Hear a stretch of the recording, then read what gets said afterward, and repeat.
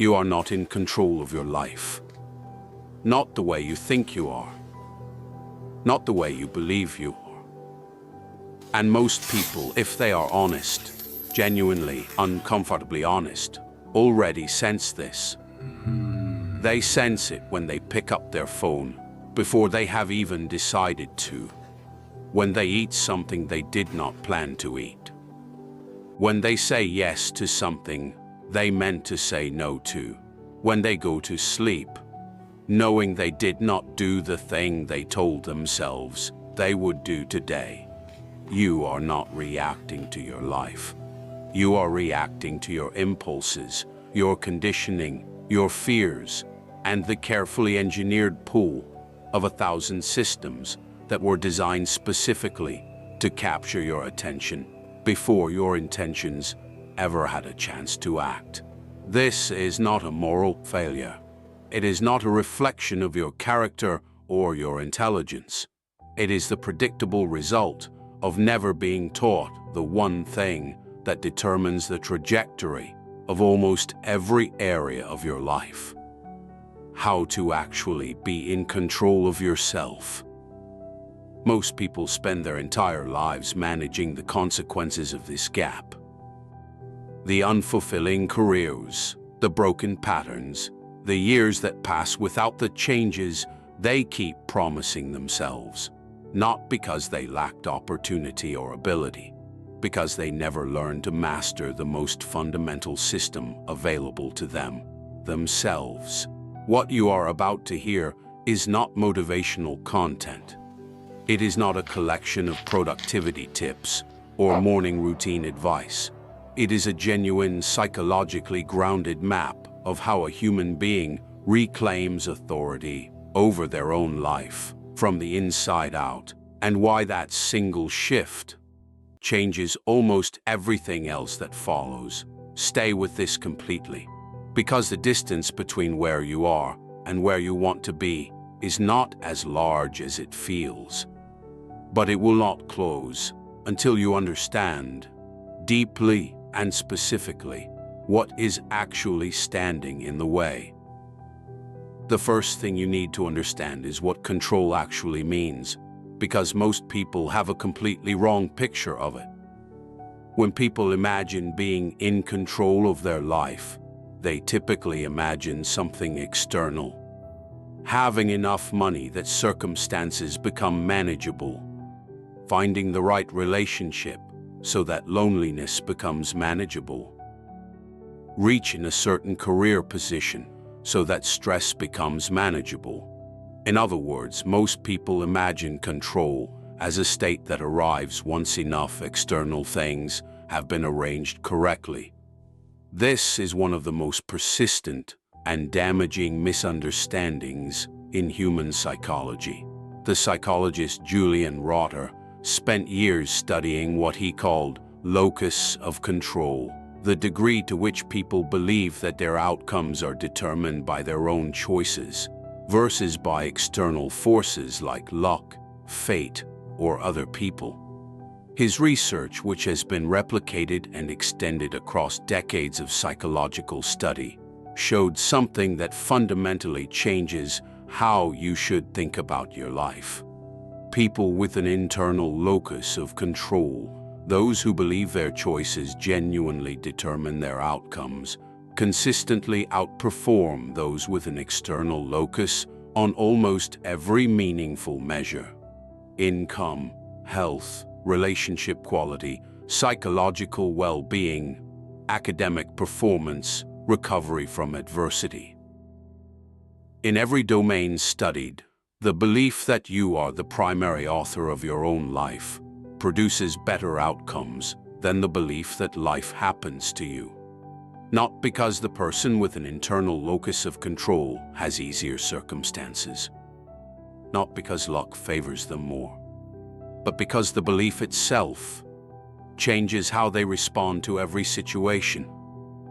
They look for what they can influence. They act rather than react. They hold themselves accountable in a way that continuously, incrementally builds the life they want. Here is what this means practically. Control is not something that the world gives you when circumstances become favorable. It is something you claim internally first, and then it begins to reorganize your external reality in response. Most people have this exactly backwards. They are waiting for control.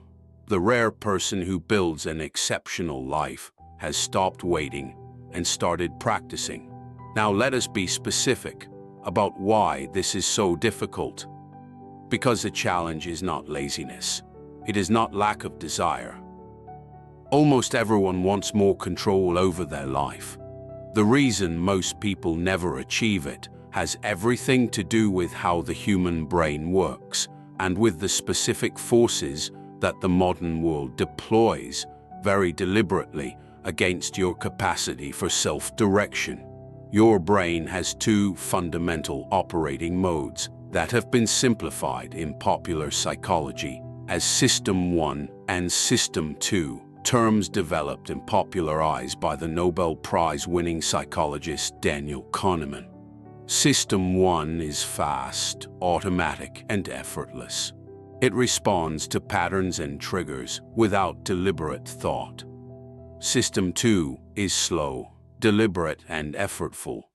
It is what you use when you reason through a complex problem or make a carefully considered decision. The critical insight is this: the vast majority of your daily behavior is driven by System 1. Research consistently shows that somewhere between 90 and 95% of the decisions made in a given day are automatic, driven by habit, emotion, conditioning, and environment rather than conscious, deliberate choice. This means that the person you become, the life you build, is determined primarily not by the big decisions you make consciously, but by the automated patterns that run beneath them. And those patterns were largely installed in you without your knowledge or consent. Through years of conditioning, through the environments you were raised in, and through the very deliberate design of technologies and social systems that profit from your automatic behavior. This is why willpower-based approaches to change almost always fail over time. You cannot overpower a 95% automated system with 5% deliberate effort indefinitely.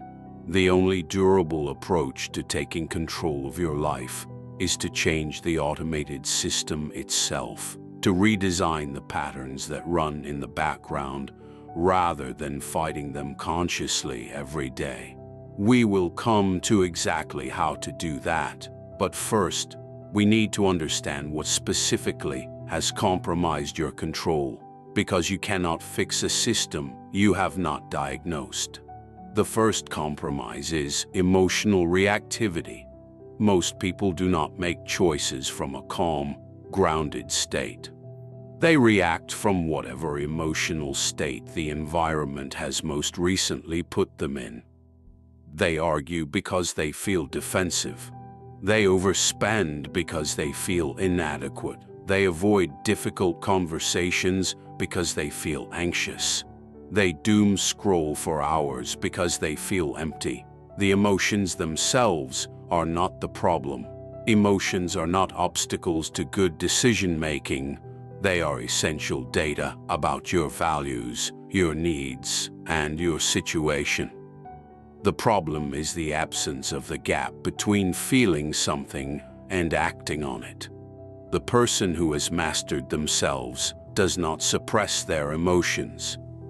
They develop the capacity to feel something fully and then choose their response deliberately, rather than being mechanically moved from feeling to behavior without any conscious authorship in between.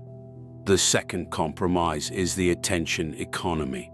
Your phone, your social media platforms, your streaming services, every significant technology you interact with daily was designed by teams of extremely intelligent engineers and behavioral scientists whose specific job was to capture your attention and keep it as long as possible. They use variable reward schedules, the same mechanism behind gambling addiction, to make the checking behavior feel compulsive. They use social comparison triggers to activate your insecurities and keep you engaged. They use infinite scroll to eliminate the natural stopping points that would otherwise allow your attention to disengage. The result is that the average person now gives a significant portion of their most productive daily hours, the hours when their focus and cognitive capacity are at their peak, to systems that return almost nothing of value while extracting an enormous amount of attention, energy, and time. This is not a small problem. Your attention is the most valuable resource you have. It is the currency with which you build your skills, your relationships, your understanding of yourself, and your work. When it is captured and fragmented by systems designed for engagement rather than your benefit, the compound cost over years is almost incalculable. The third compromise is comfort addiction. The human brain is wired to seek pleasure and avoid pain.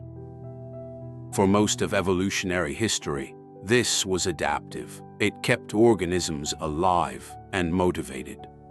But in an environment of unprecedented comfort and immediate access to pleasure, this wiring becomes a trap. The brain's preference for the easier, more immediately rewarding option over the harder, more valuable one is no longer serving you. It is keeping you stuck. The researchers Roy Baumeister and colleagues conducted extensive research on what they called ego depletion, the finding that self-control is a limited resource that depletes with use and recovers with rest. The practical implication is that every small act of surrendering to impulse, every moment of choosing the comfortable thing over the valuable thing, costs something. It is not just the moment itself. It is the signal it sends to your automated system about who you are and how you behave. Every time you give in, the pattern gets slightly more entrenched. Every time you override the impulse, the opposite pattern gets slightly stronger. This is why discipline builds on itself. It is not about individual acts of willpower. It is about the gradual redesign of your automated system through repeated, deliberate choices. Now we get to what this video is really about. 10 specific principles, not tips, not hacks, not shortcuts, for reclaiming genuine authority over your own life.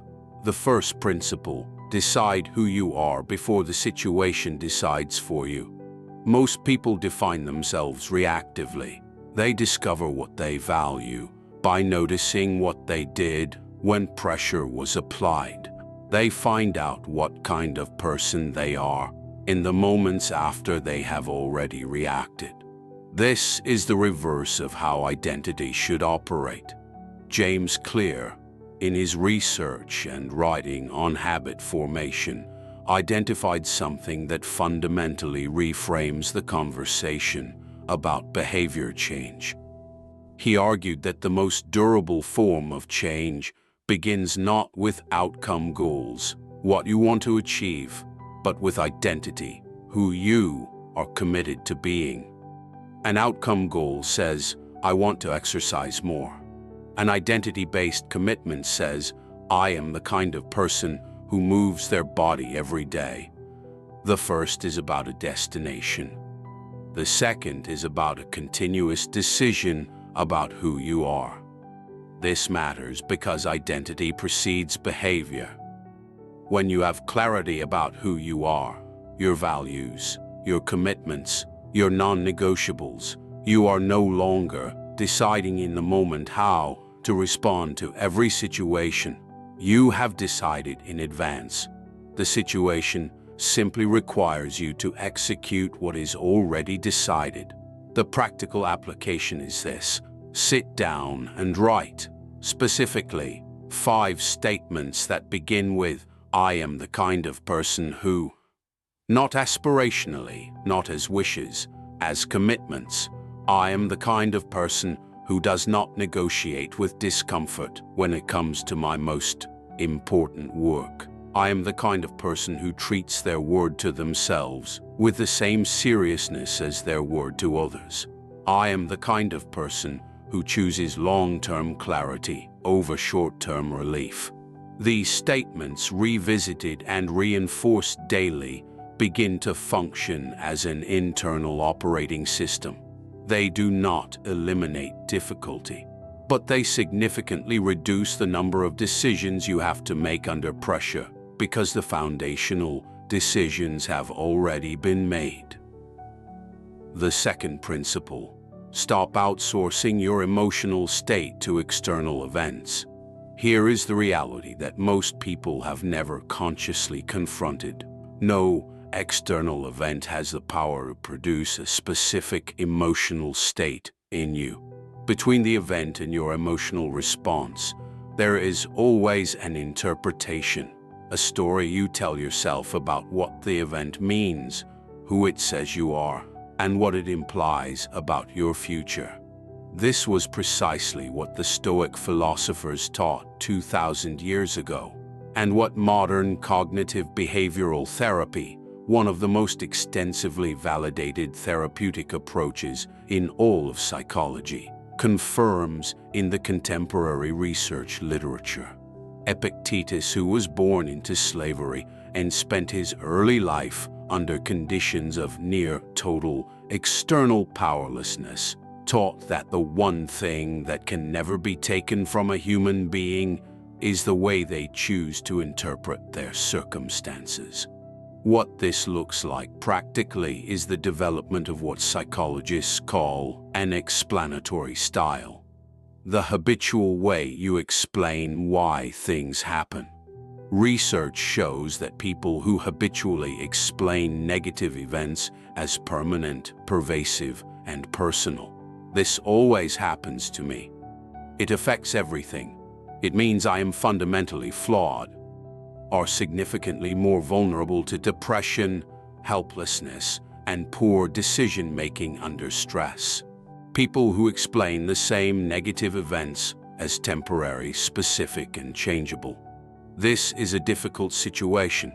It affects this particular area of my life, and I can respond to it, recover faster, perform better, and maintain better psychological function across adversity." You are not choosing whether difficult things happen to you. You are choosing always what you decide those things mean. And that choice, practiced deliberately and consistently, is one of the most powerful forms of control available to any human being. The third principle: master your attention before everything else. William James, widely considered the father of American psychology, wrote at the end of the 19th century that the faculty of voluntarily bringing back a wandering attention over and over again is the very root of judgment, character, and will. He believed that an education that improved this faculty would be the education par excellence. More than a century later, the neuroscience has largely confirmed this intuition. The ability to direct and sustain attention, to choose deliberately what you focus on and for how long, is among the most powerful determinants of cognitive performance, emotional regulation, creative output, and the quality of decisions made across every domain of life. This is precisely why it is the most systematically attacked resource in the attention economy. What the most valuable technologies of our time are competing for is not your money. It is your attention, because your attention, directed consistently over time, determines what you learn, what you build, what relationships you develop, and ultimately who you become. Reclaiming your attention is not about eliminating technology. It is about becoming intentional about where your attention goes, about ensuring that it is directed primarily by your values and goals, rather than by the pull of systems designed to capture it regardless of your benefit. The practical application begins with a single rule. Nothing gets your attention before you have given it first to what matters most to you that day. Before the phone, before the news, before any external input, your first directed attention of the day goes to the work, the reflection, or the intention that you have decided is most important. This single practice, maintained consistently, changes the entire orientation of a day. And across months and years, it changes the trajectory of a life. The fourth principle: use your environment as a tool, not a passive backdrop. One of the most consistent findings in behavioral science over the past several decades is that human behavior is far more sensitive to environmental cues than most people believe. The work of researchers like B.J. Fogg on behavior design and the extensive body of research on choice architecture, developed partly by Kahneman's collaborator Richard Thaler, shows that the arrangement of your physical and digital environment profoundly shapes what you do, often without your awareness. What this means practically is that designing your environment thoughtfully is not a small productivity tweak.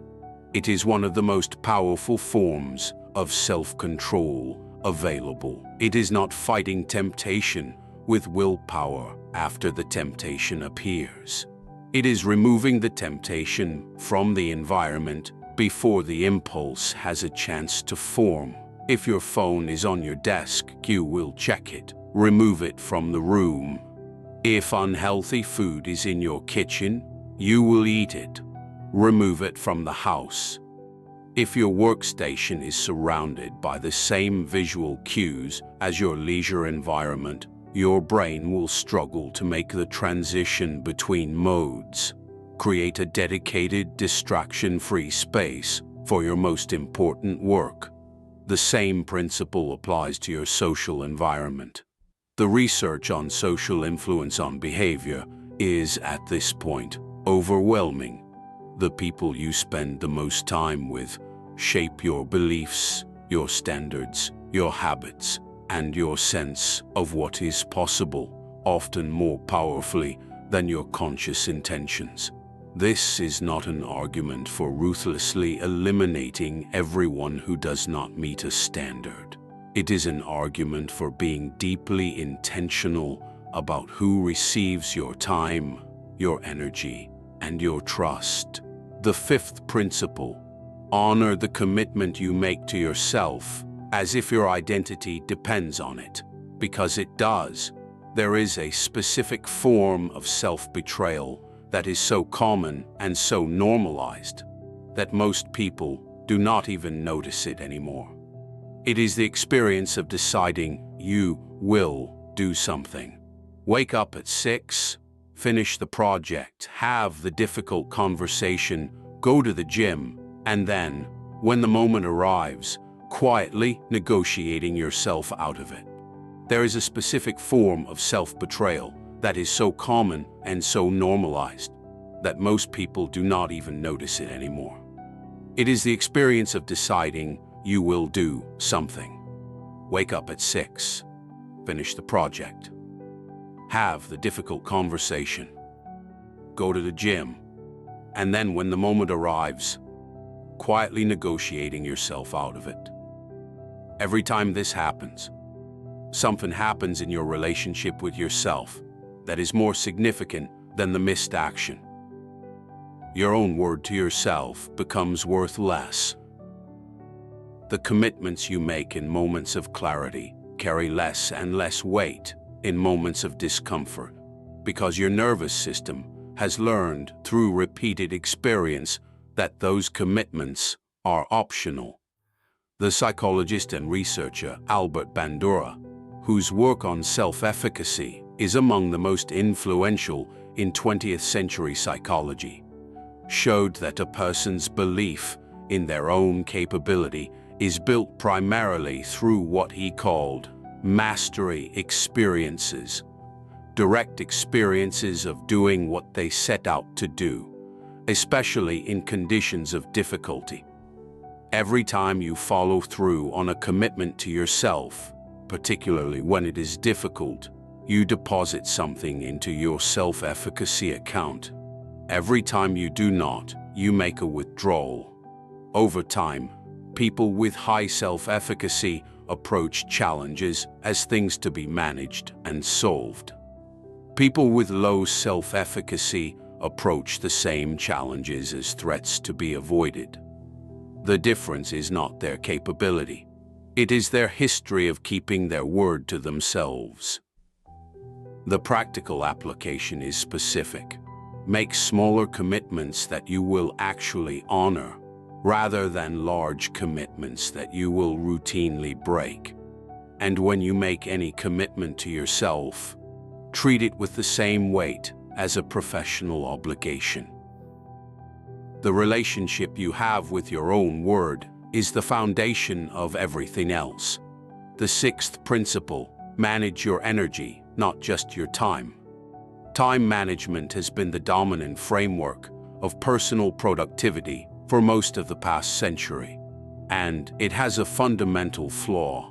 It treats all hours as equivalent, when human experience and neuroscience make very clear that they are not. The research of Tony Schwartz and Jim Lohr on energy management, and the extensive literature on circadian rhythm, ultradian rhythm, and cognitive performance across the day demonstrates something that should reorganize how most people think about their work. You have a limited daily supply of focused cognitive energy. It peaks at different times for different individuals, but for most people there are specific windows, typically in the morning or early afternoon, where complex, demanding cognitive work is most available to them. Most people, rather than protecting these windows for their most important work, fill them with low-value reactive activities: email, notifications, administrative tasks, social media, and save the harder work for when their cognitive resources are already depleted. This is the reverse of an effective system. The practical reframe is simple but significant. Identify your peak energy window and protect it aggressively. Nothing that could happen in that window, no meeting, no notification, no interruption, is worth trading your highest quality hours for. Your most important work gets your best energy. Everything else gets the remainder. The seventh principle: learn to be uncomfortable on purpose. This is the principle that most people resist most strongly, and it is the one that matters most. Every form of growth, physical, psychological, professional, relational, requires a consistent willingness to be uncomfortable. Not recklessly, not compulsively, but deliberately, as a practice. As the chosen path of someone who has decided that development matters more than comfort. The neuroscience of this is unambiguous. The brain changes in response to challenge. Myelin, the insulating sheath around neural pathways that increases the speed and efficiency of signal transmission, develops only in response to consistent, effortful practice. Skills in the neuroscientific sense are literally built from repeated engagement with difficulty. There is no shortcut through this process. There is no way to grow without the discomfort that growth requires. What most people do instead is unconsciously optimize their lives for the avoidance of discomfort. They stay in situations that have become familiar even when those situations are no longer serving them. They avoid conversations that need to happen. They stay at the level of challenge that no longer requires effort. And they wonder why they feel stuck. The practical application. Identify one significant area of your life where you have been avoiding discomfort that is blocking your growth. Commit to engaging with that specific discomfort, not once, but as a regular practice. Begin with the smallest manageable version of the uncomfortable action. Do it consistently. The discomfort does not disappear, but your capacity to work through it grows. And on the other side of that growth is something that comfort never provides: genuine competence, genuine confidence, and the specific satisfaction that comes only from doing something hard. The 8th principle: design your decisions in advance. Decision fatigue is one of the most documented phenomena in behavioral economics and cognitive psychology. Research consistently shows that the quality of human decision-making deteriorates over the course of a day as cognitive resources are depleted. The famous observation that Barack Obama, when president, wore only gray or blue suits, specifically to eliminate one category of daily decision, reflects a genuine understanding of this dynamic.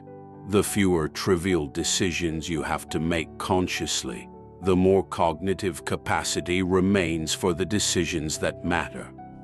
The deeper application of this principle is not just about simplifying wardrobe choices.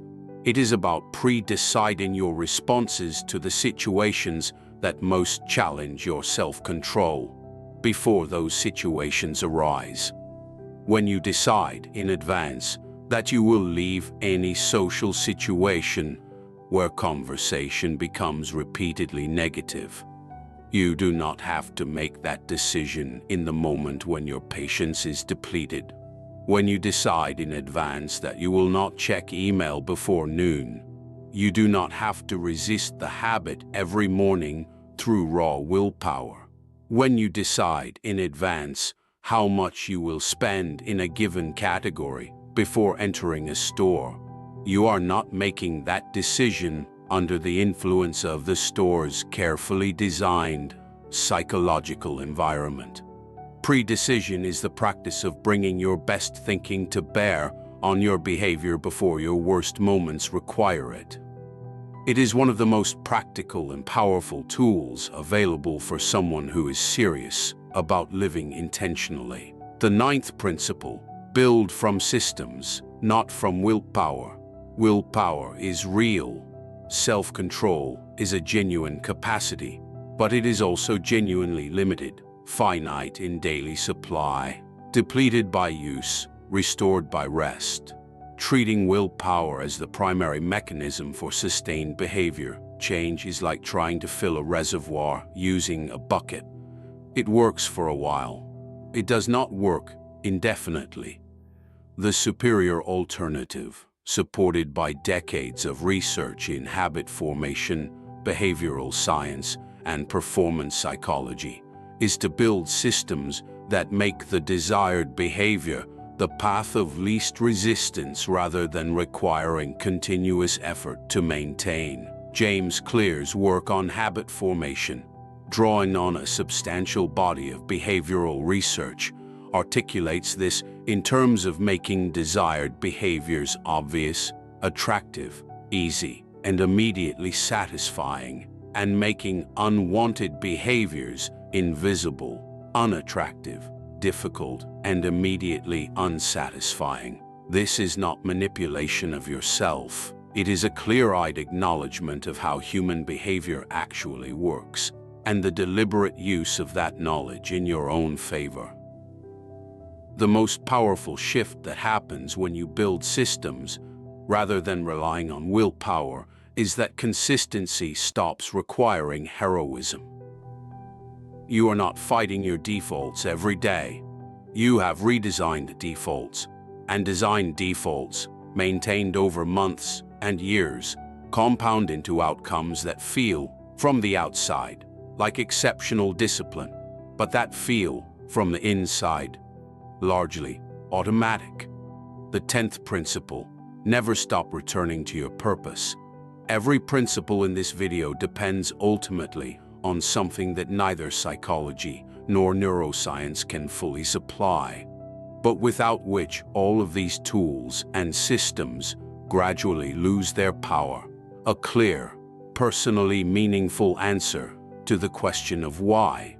Viktor Frankl, whose logotherapy emerged from his own survival and observations in the Nazi concentration camps, argued that the primary human motivational force is not pleasure, as Freud suggested, nor power, as Adler suggested, but meaning.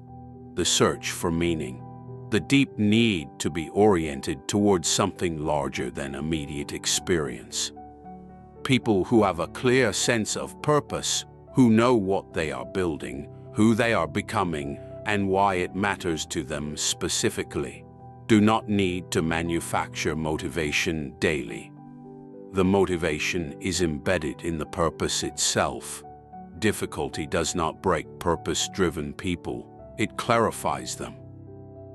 People without a clear sense of purpose are, conversely, perpetually vulnerable to the pull of distraction, comfort, and external validation, not because they are weak, but because the vacuum left by the absence of meaning is filled by whatever is most immediately available. Finding purpose is not a single dramatic event. For most people, it is a gradual clarification that happens through honest engagement with the question over time. What do I believe genuinely matters? What would I be willing to work toward, even if no one ever acknowledged it? What would I regret most deeply if I arrived at the end of my life without having pursued it? These questions, sat with seriously and returned to often, begin to orient your life from within. And an internally oriented life is the only kind of life that is genuinely yours. Now let us talk about what differentiates people who take control of their lives from those who do not, because the differences are specific, learnable, and almost entirely behavioral. The reactive person waits for motivation before beginning. The intentional person begins and discovers that action generates its own motivation. The reactive person treats discomfort as a signal to stop. The intentional person treats it as a signal that growth is happening. The reactive person defines themselves by what has happened to them. The intentional person defines themselves by what they are committed to becoming. The reactive person treats every decision as equally deserving of their attention. The intentional person protects their cognitive resources ferociously, giving deep attention to what matters and minimizing the cognitive load of everything else. The reactive person outsources their emotional state to whatever event most recently affected them. The intentional person maintains a practiced ability to return to a chosen internal state, regardless of external conditions. None of these differences are native. None of them were given to the intentional person by birth or luck. They were built through specific practices maintained over time by people who decided, often in a quiet, private moment that no one else witnessed, that they were no longer going to live on autopilot. The science of personal mastery is ultimately the science of neuroplasticity, the brain's demonstrated capacity to reorganize itself in response to experience. What this means practically is that every behavior you practice consistently changes the physical structure of your brain in ways that make that behavior easier and more automatic over time. This is not a metaphor. Neuroimaging research has shown structural changes in the brains of people who practice meditation consistently, people who develop expertise in complex skills, people who maintain regular physical exercise, and people who practice deliberate emotional regulation. The brain you have today is not the brain you have to keep. The practices you engage with consistently are, in the most literal neurological sense, building the person you are becoming. This is why consistency matters more than intensity. A daily 5-minute reflection practice maintained for a year changes you more than a weekend retreat attended once. A daily period of focused work maintained for months builds more genuine capability than a single heroic sprint. The brain responds to patterns, not episodes. Self-awareness is the foundation of all of this. Without the capacity to observe yourself, to notice your patterns, your habitual reactions, your automatic interpretations, your recurring blind spots, you cannot change what you cannot see.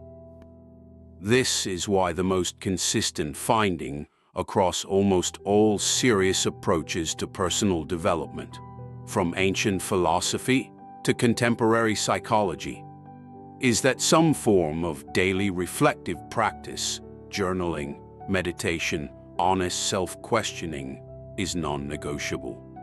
Not because these practices are inherently magical, because they create the conditions in which you can see yourself clearly enough to choose differently.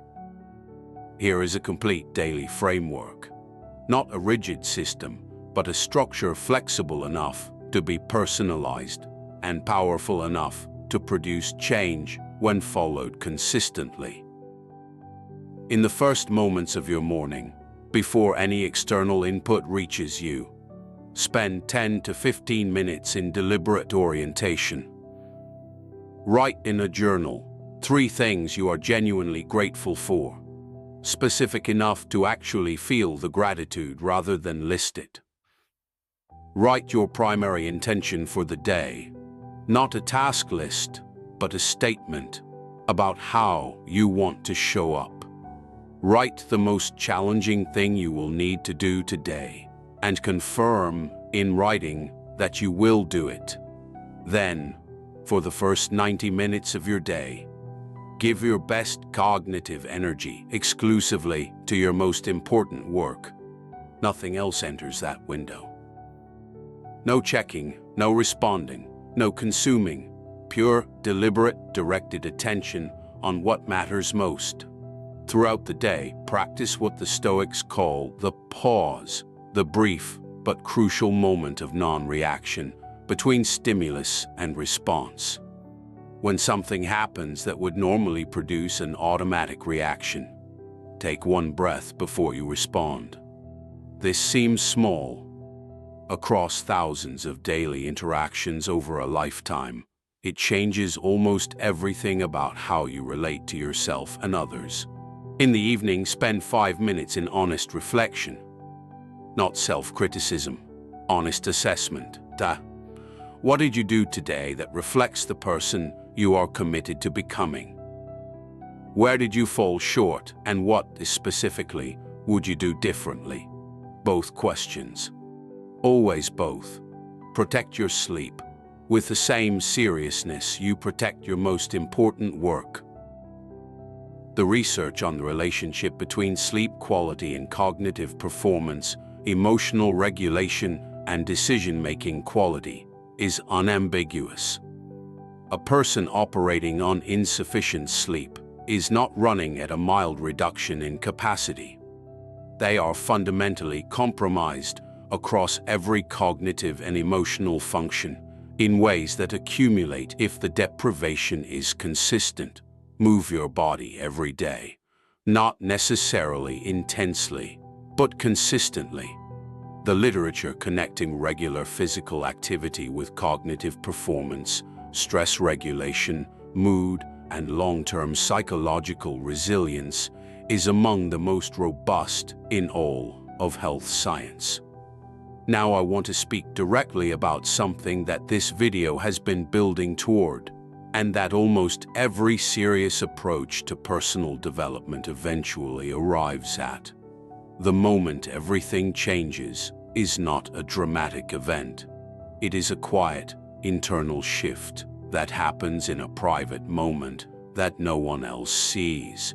It is the moment you stop waiting for circumstances to be different, for other people to change, for conditions to become favorable, for the fear to go away, and you accept completely and without resentment that you are the variable that determines what your life becomes, not because your circumstances don't matter, not because the things that happened to you were not real or not difficult, not because the obstacles in front of you are not genuine, but because the part of the equation you have control over is the only part that will ever respond to you.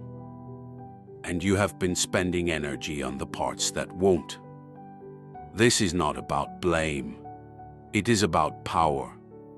When you stop locating the cause of your life primarily outside yourself, you simultaneously and automatically move the solution inside yourself, where you can actually do something about it.